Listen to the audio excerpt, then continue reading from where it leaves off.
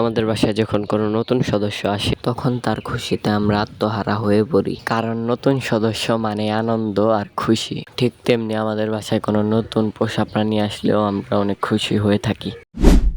আসসালামু আলাইকুম এভরিওয়ান, আশা করি সকলেই ভালো আছেন। আপনাদের দোয়া ভালোবাসা আমিও ভালো আছি। তো আজকে আমরা কিছু নতুন মুরগি এনেছি। তো এখন যে মুরগিগুলো দেখছেন এগুলো হচ্ছে ফার্মি মুরগির বাচ্চা, আর এগুলোর সাথে দুইটা দেশি মুরগি আনা হয়েছে। ওগুলো ইনশাল্লাহ আমরা নিচে পালবো। তো এদেরকে কিভাবে পালি, কি খাওয়াই, এ টু জেড আপনাদের সাথে শেয়ার করার চেষ্টা করব। তো এখন এই মুরগিগুলো আপনাদের দেখাই। এখানে যে মুরগিগুলো দেখতে পাচ্ছেন এগুলো হচ্ছে অরিজিনাল দেশি মুরগি, এবং এখন যে মুরগিগুলো দেখতে পাচ্ছেন এগুলো হচ্ছে ফার্মি মুরগি।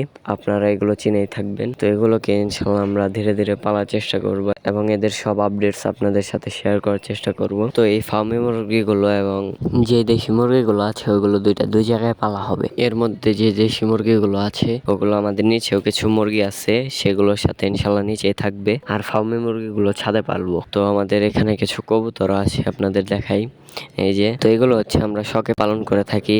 এবং এই যে কিছু কবুতর আছে আপনারা চিনে থাকবেন, চিলা কবুতর, দেন এই যে কালদম্পক কবুতর, এবং আমাদের ম্যাক্সিমাম কবুতরই গিরিবাজ কবুতর অ্যান্ড রেসার কবুতর। তো এগুলোই আমরা পালন করে থাকি, শখে পালন করি।